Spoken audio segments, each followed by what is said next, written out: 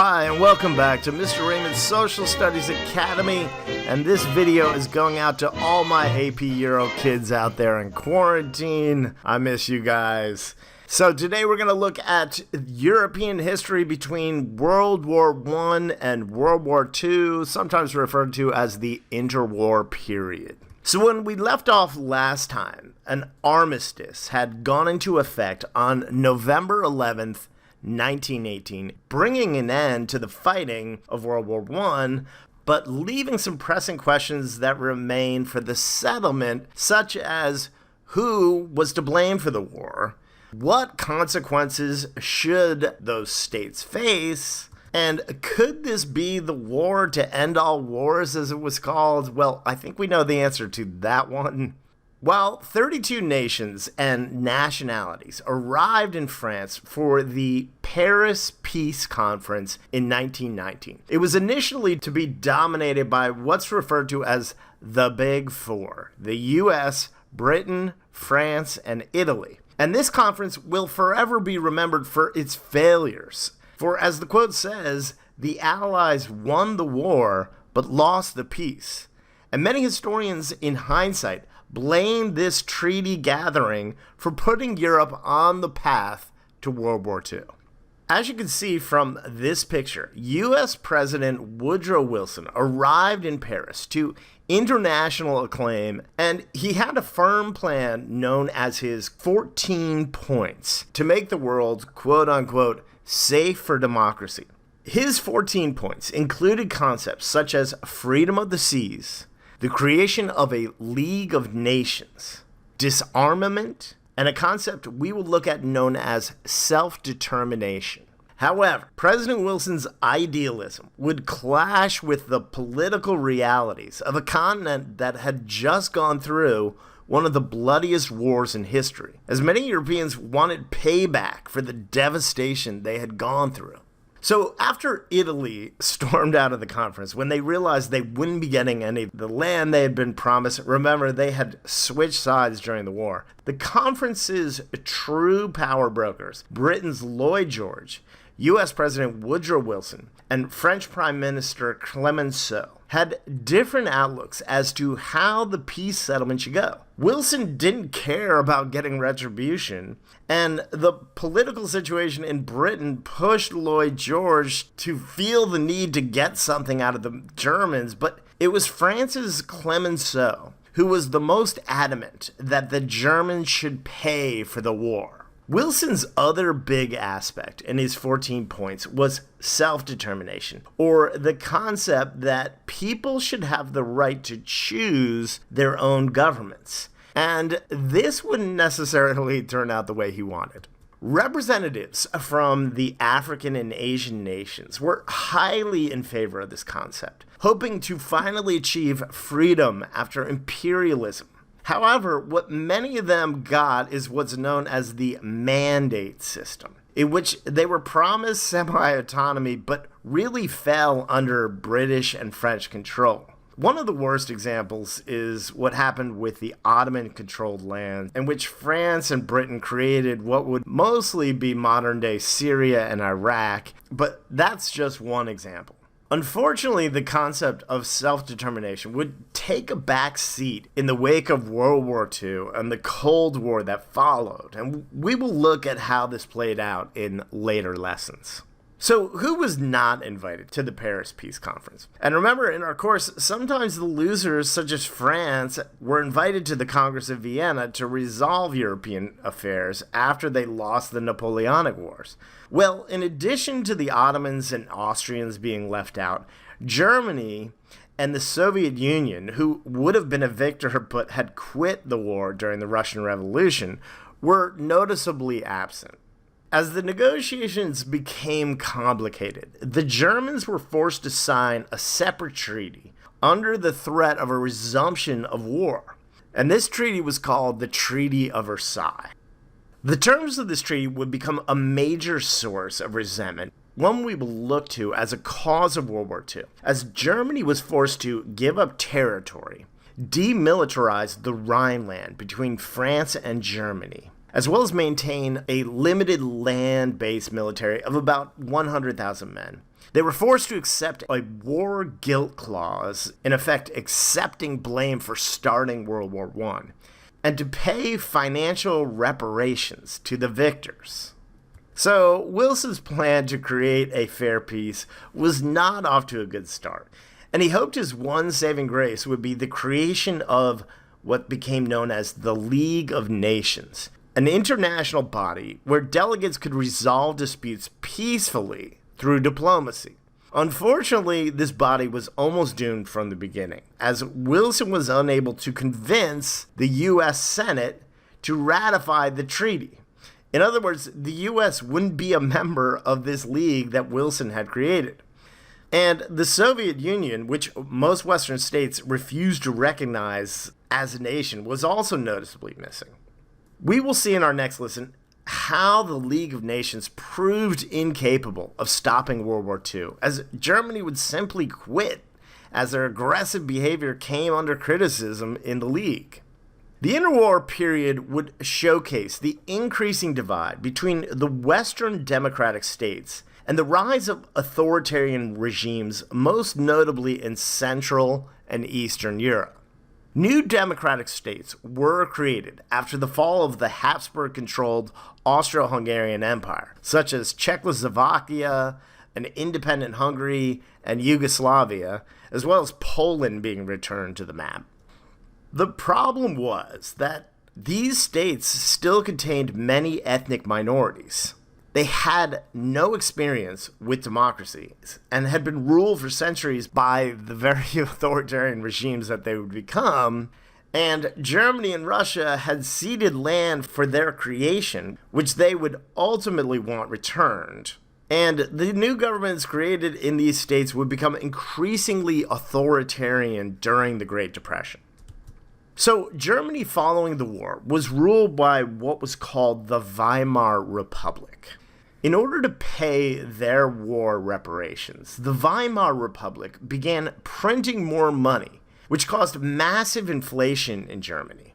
To come to their aid and stabilize German economy and state, the U.S. enacted the Dawes Plan, in which they loaned Germany money, who would then use that money to pay their war reparations to France and England, both of whom also owed the United States money. So in essence, the U.S. was basically paying itself back. That would work if Germany would be able to one day pay the Americans back. But then the Great Depression happened. The Great Depression started in the United States in 1929 and quickly spread throughout Europe. Unfortunately, times of economic hardship can prove to be breeding grounds for dictatorships, which would develop in Italy, Germany, Japan, and the Soviet Union, although for different reasons in Russia.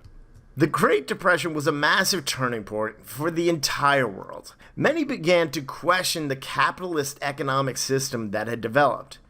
Democratic states turned to different solutions such as Keynesian economics, in which the government was expected to increase spending in order to make up for a lack of consumer spending, a model developed in England and very much utilized in the United States by FDR's New Deal.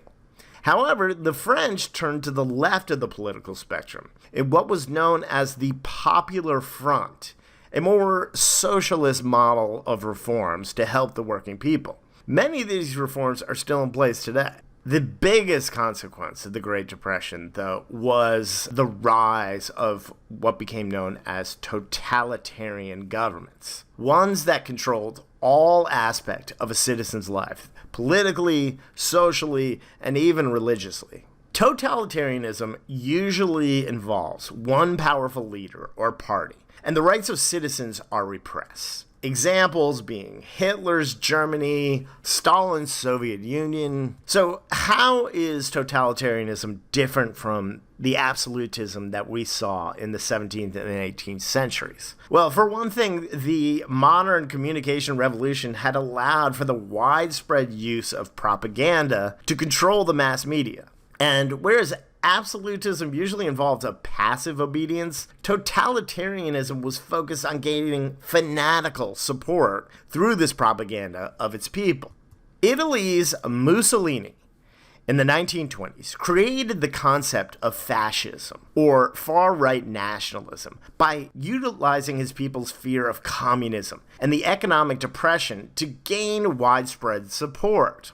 Mussolini fed on the anger of his people at the treatment of the Paris Peace Conference, and by recruiting ex-World War I soldiers who had grown accustomed to violence, he created his infamous Brown Shirt, a paramilitary group, and threatened to march on Rome, at which point King Emmanuel named him prime minister.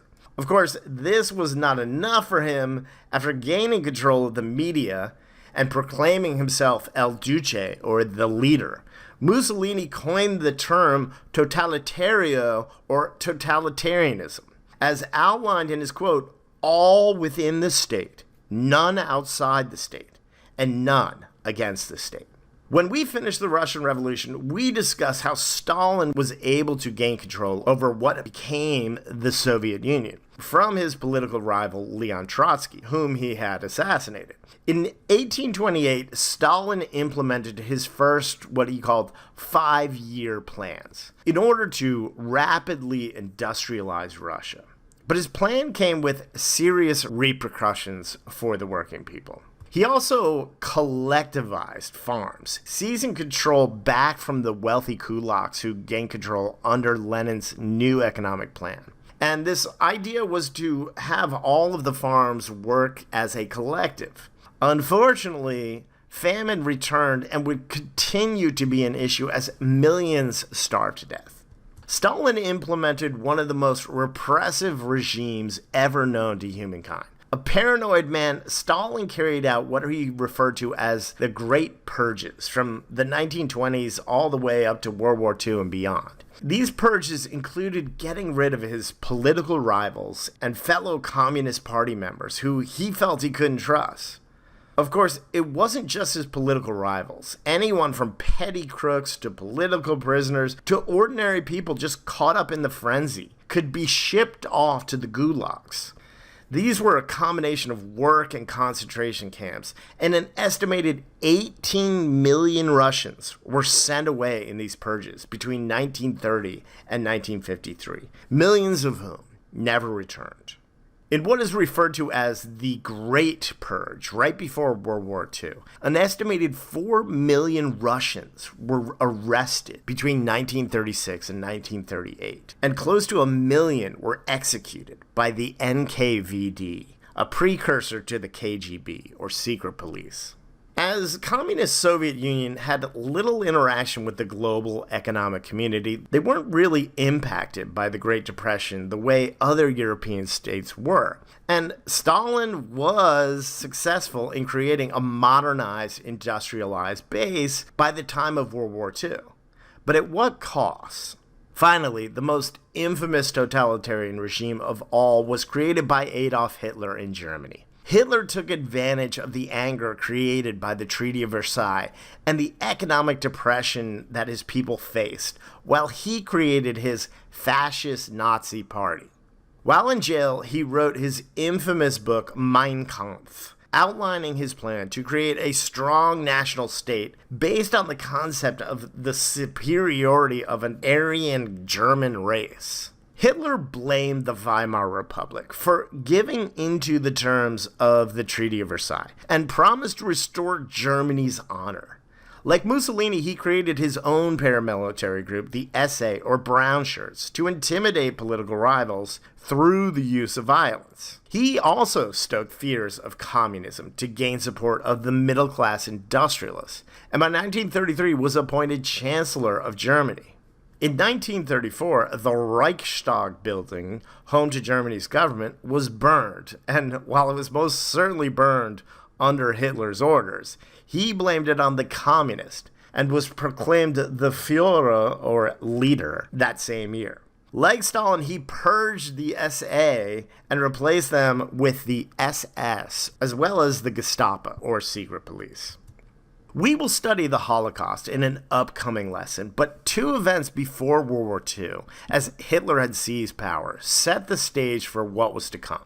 The Nuremberg laws stripped German Jews of citizenship, and Kristallnacht, or Night of Broken Glass, in 1938, in which Jewish synagogues and businesses were burned or destroyed, symbolized the beginning of the atrocities of what was to come. Like all totalitarian regimes, Hitler and his Minister of Propaganda, Joseph Goebbels, utilized mass media to gain the support of the people. And we will see how this support grew in our next lesson on World War II. Meanwhile, totalitarianism was not restricted to Europe, and Japan began building their own nationalist regime, this one based solely on militarism as its central theme. And most of you are familiar with the role that Japan will play in the upcoming war. Finally, as your AP wants you to be able to do, we'll look at the art of the interwar period, in which artists captured the rising anxieties of this time. Different modern art forms, such as Dadaism or anti-art, Surrealism based on fantasies and nightmares, and Bauhaus embodied in modern architecture, attempted to provide context to these confusing times. Hitler held what he called a quote-unquote degenerate art exhibit. Obviously, he was not a fan of modern art, and purged many of these German artists. Yet the works of this era, such as James Joyce's Ulysses, live on as monuments to the disillusionment and instability of the interwar period, and provided an eerie backdrop for the devastation that was around the corner, which is where we will pick up next time. So thanks for watching, guys, and hang in there. We're going to get through this.